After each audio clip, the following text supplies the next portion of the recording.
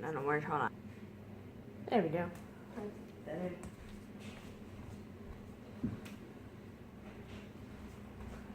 Alright. We're going to start off with my chromatic scale, starting on C, going all the way up to C. As you can see, my posture is good because I'm sitting up straight, and I'm making sure that everything is nice and relaxed, like I really want my students to have, and my stand is at the appropriate height. I'm going to make sure that I have my first pitch in my head. There we go.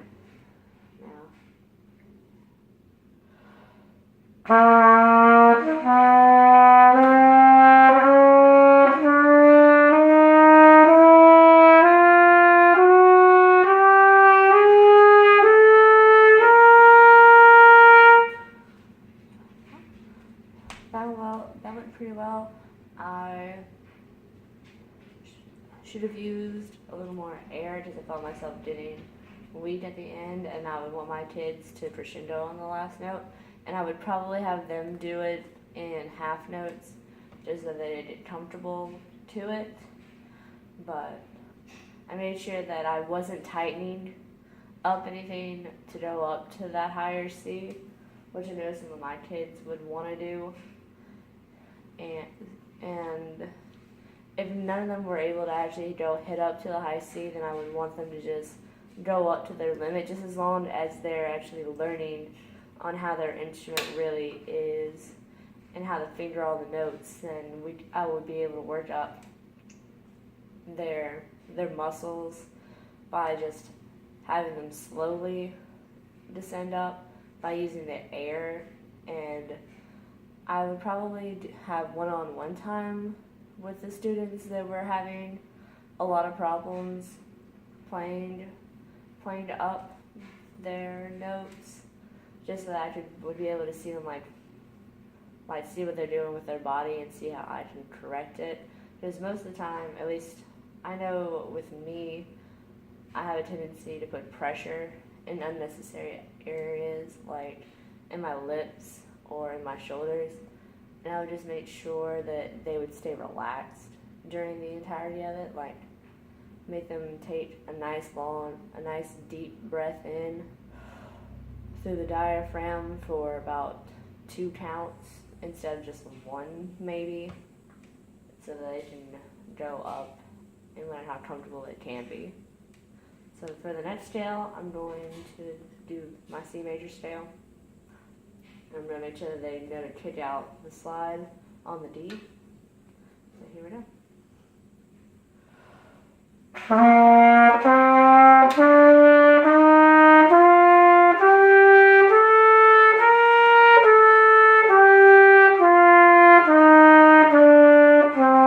Okay. Next, I'm going to play my D major scale.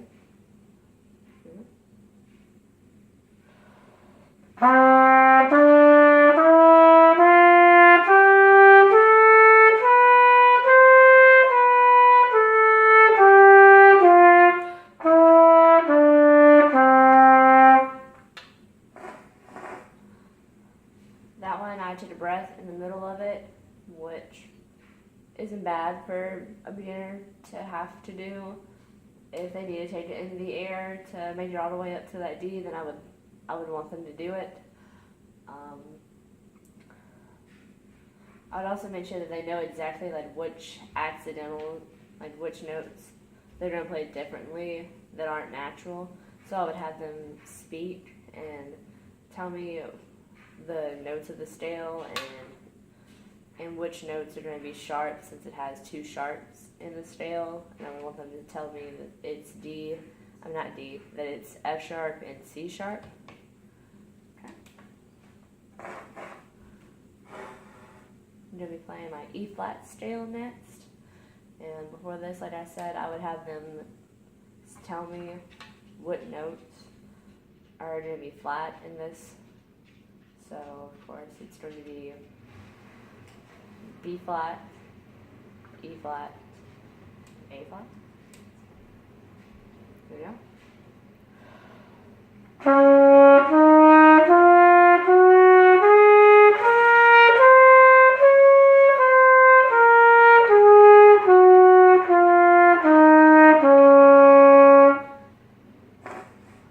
And for those that would be beginners, I probably wouldn't have them. I may start by teaching them scales that start on lower notes, like the A scale, because that only goes down 2 ledger lines under the staff, or the A flat scale. That way they would know. That way they would still be able to. Because the A flat scale has a good bit of flats in it,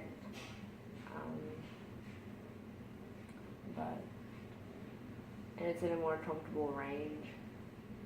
So I'll probably have them learn maybe their lower scales first, and then go up to the ones that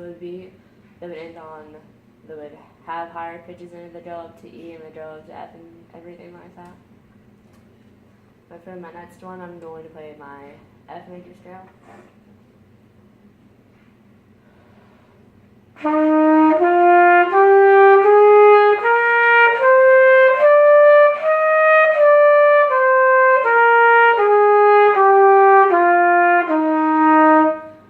Now, I did feel myself tightening up when I got up to the F, and so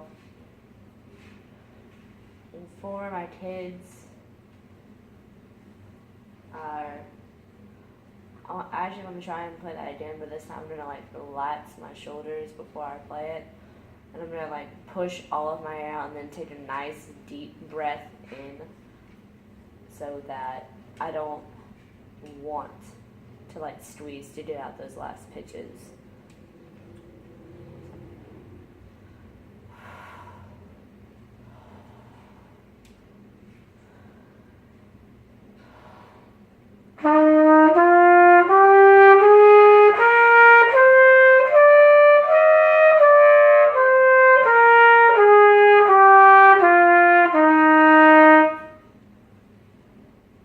There was still a little bit of squeezing when I got up to the top, but I made sure that everything was relaxed and that I wasn't trying to force the trumpet into my face. Another way that you can do that is by having your kids not play with the pinky ring, because that just gives them more of a tendency to want to pull their instrument into their face. And so I would teach my kids to not use the pinky ring, just have your fingers just resting on top of their valves and have them resting their finger on their pinky ring. But for my last scale, I'm going to be playing my A flat scale, and I would definitely make sure that my kids know what notes are which before. I would probably have them do some worksheets so that they can so that they would be able to retain more of the scales. Because and I also know for me personally, it was a lot easier learning the flats than it was the sharps. So maybe for a program, I could have them learn their scales that are flat first, and then go back and learn sharps. But I also know that some kids work differently, and it's a lot harder, and it's harder for them to remember flats than it is sharps. So depending upon my kids and everything, I might teach them like that. But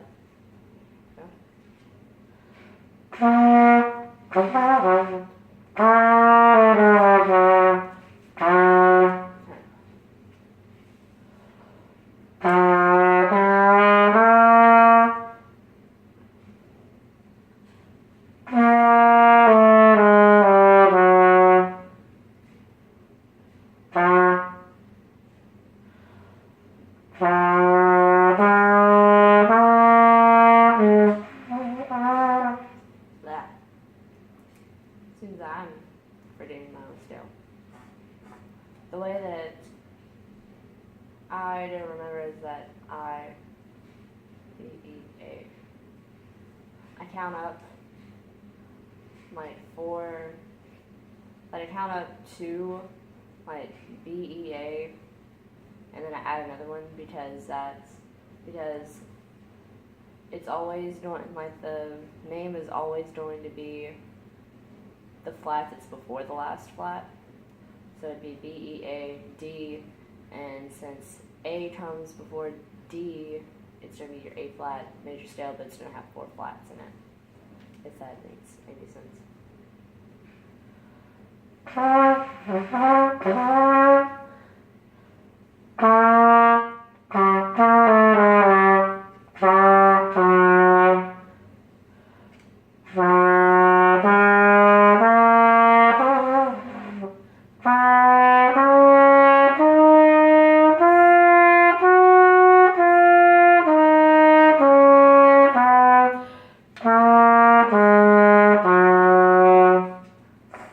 That wasn't bad. I realized that the reason why I was playing the note wrong is because I was trying to play it like a horn plays it, which is 1 and 2 for D flat, but it's all 3 in the slide. So if for some reason my kids were switching from another instrument like horn to trumpet or what have you, I know that a lot of the fingerings are the same, especially if they play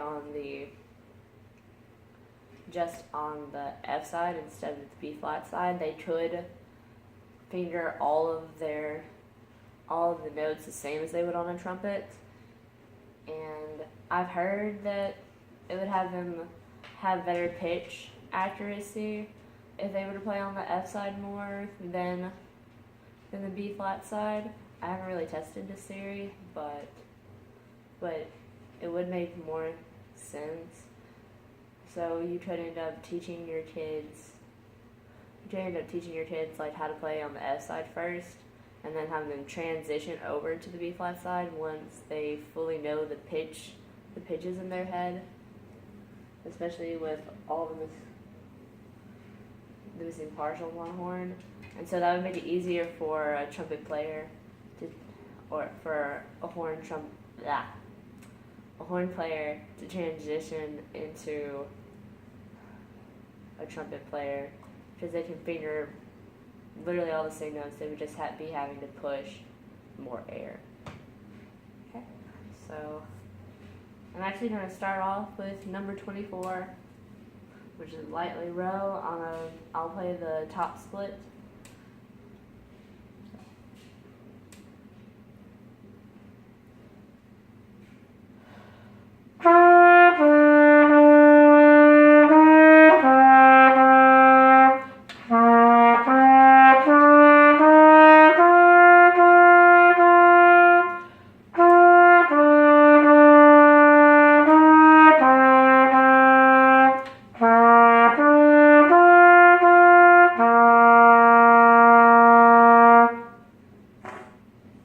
Now I'm going to play the bottom split for it.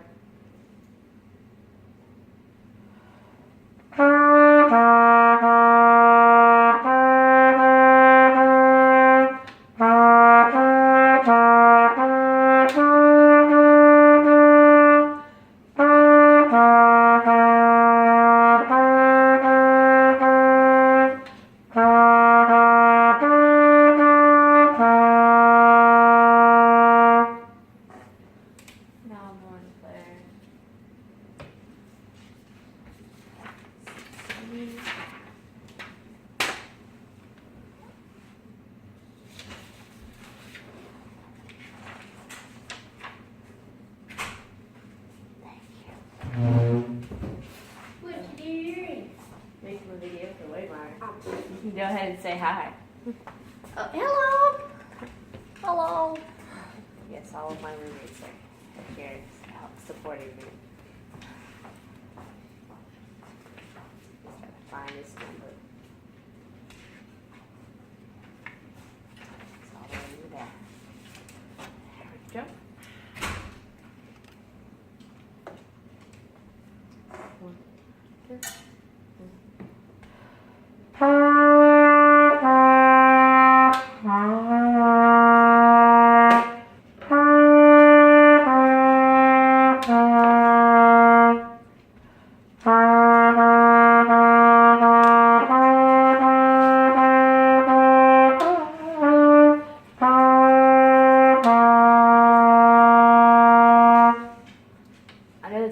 notes were coming out wonky. That's because one of the valves was sticking on me. So I would just make sure that my children knew how to properly oil and grease their horns so that we don't have to worry about some sticking like that. So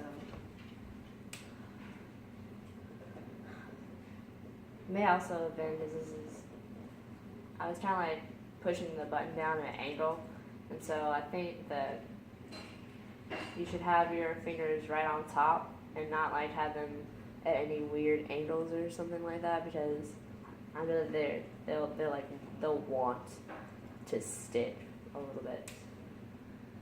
But now I'm going to play undo number 17.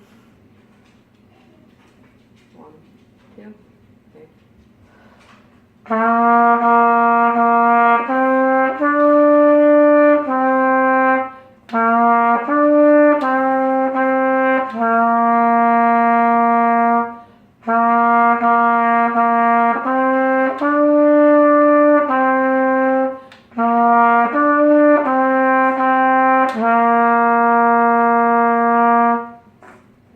So there are no breath marks in this piece, but I breathed after I played the first 4 measures, which I think would be a great place to breathe because it's the end of a phrase, so to speak. And so I would have my kids breathe at the end of those 4 measures to kind of start teaching them how phrases work, so that they would be able to relate that to the music that they're playing, like for a concert or something like that, and they would be able to recognize that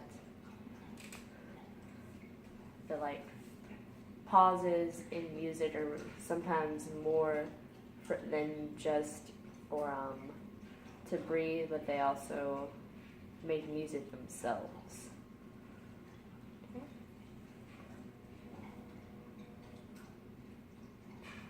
Now I'm going to play Down by the Station.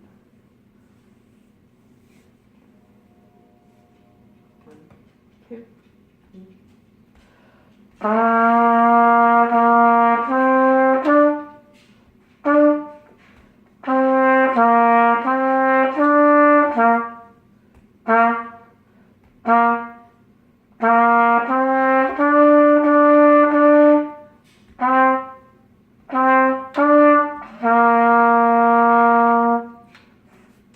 So I realized that I was playing the quarter notes like they were just on 1 and 3.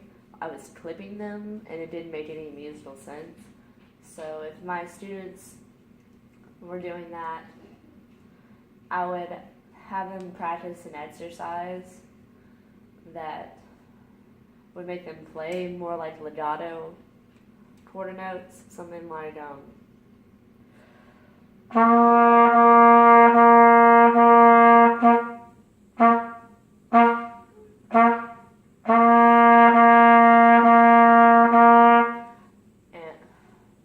and there are warm-ups that I do like that just to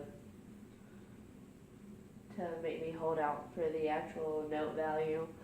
And so I'm going to play that one again, and I'm going to make sure that just because they're like just quarter notes and they have rests right after them, I can still play them longer than what I am.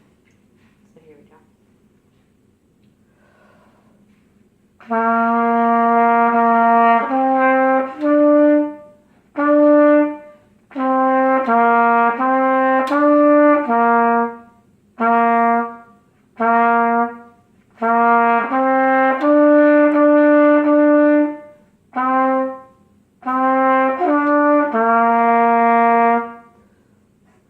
So that made a lot more musical sense than what I was playing, because it all sounds like it should be a part of one piece instead of scattered everywhere. Next, I'm going to be playing for you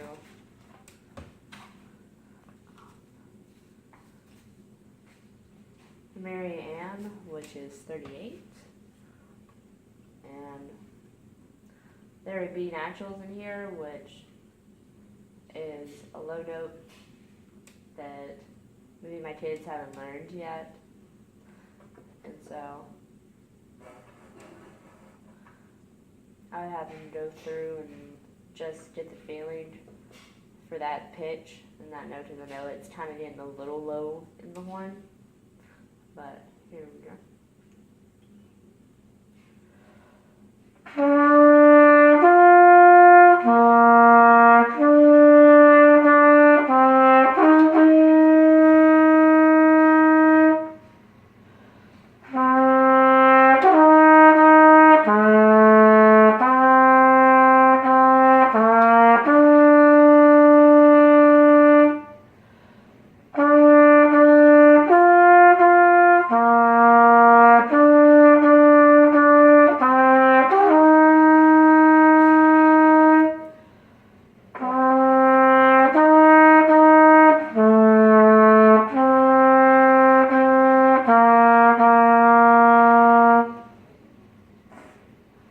So, at the beginning it says solo or soli.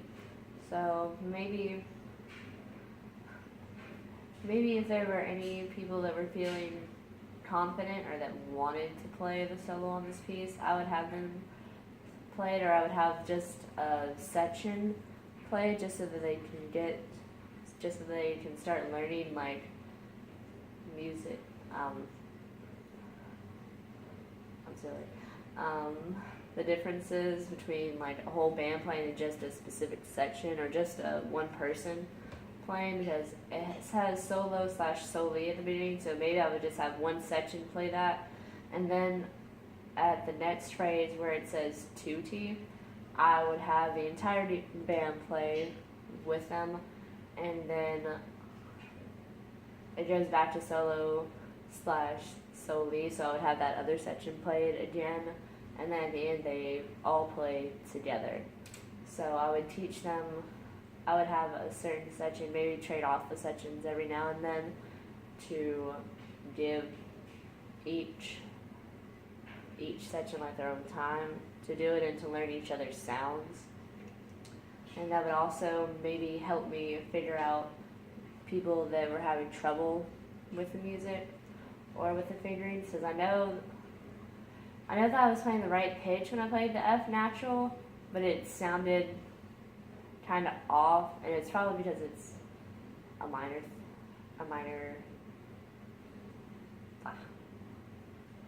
third between the D and the F natural, so that was probably why I heard it sound weird, and they might too. And I would also have them practice playing from the F natural down to the B natural, because I know that's kind of a leap for most students, and from the G to the C. But next, I'm going to play Sweetly Sings the Donkey, just because I know that you like this song. Here we go. 1, 2, 3.